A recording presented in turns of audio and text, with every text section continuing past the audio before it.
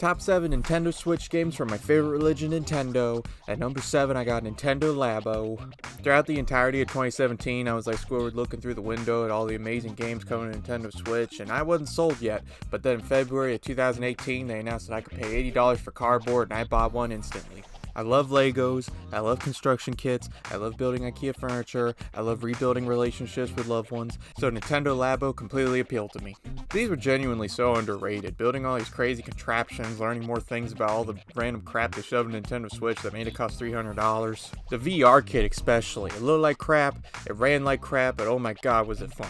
You got that blaster game where you get to cock your shotgun. You got that frog game where you can step on a pedal and then you feel wind in your face like you're on the Avatar ride. You had that elephant one that honestly gave me motion sickness. I didn't really care for that one. And you had the bird one, which was genuinely way too fun. I don't know why Nintendo put a lot of effort into this bird game. And also, I don't know why I'm seeing remnants of it in Mario Kart World. I really hope that they bring Nintendo Labo back so I can build a Macintosh and use the Joy-Con mice.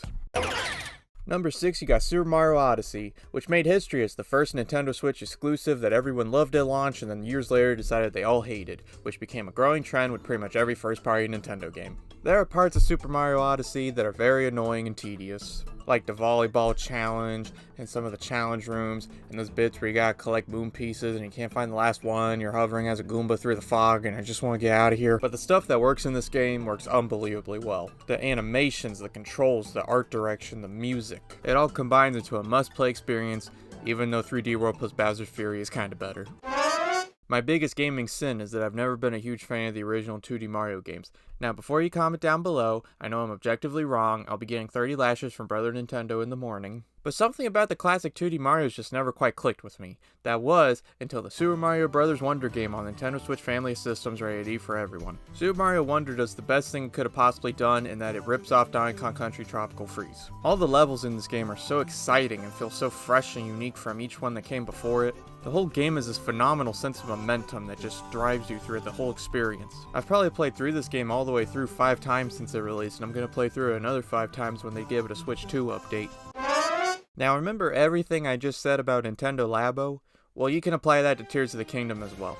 I don't think since Minecraft I've played a game that came this close to the experience of playing with Legos. Messing around with the building mechanics and physics engine of this game is unbelievably just magical.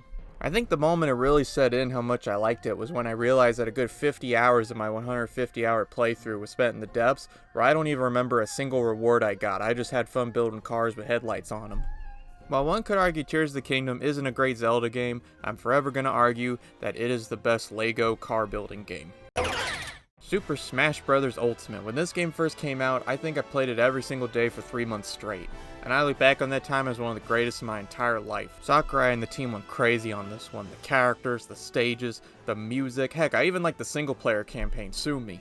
My favorite was King K. Rool, who I've actually seen in tier lists is considered not a good character anymore, but I don't care, I'll shoot you all with a cannon. My only wish for a new Smash Brothers is that Sakurai and the team does not make it. They have worked way too hard. Let me make the next one, alright? I'll put in Doom Guy, I'll put in Raz from Psychonauts, I'll put in Eli Gemstone, his final smash will be that move where he breaks the guy's thumbs, and I'll put in an Echo Fighter of Louie, whose final smash will be you get to read all of his Picklepedia entries. Now, do you remember back in my classic video from 2 years ago, the top 4.5 games of 2022, where I said Tunic was the game of the year? Well, I was actually factually incorrect and ignorant, and I was destroyed with facts and logic. Kirby and the Forgotten Land might be the most perfect video game ever crafted. The combat in this game is like Dark Souls, the levels are like Super Mario 3D World, the bosses are like Elden Ring, the post-game is like Pikmin 4. But it came out a year before Pikmin 4. I think the most genius thing about this game was its mission structure.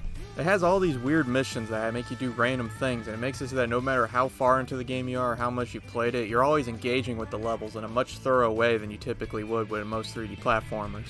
It's incredible, it's perfect, it makes me feel good and happy and like everything's gonna be okay, and I'm so glad I joined this cult.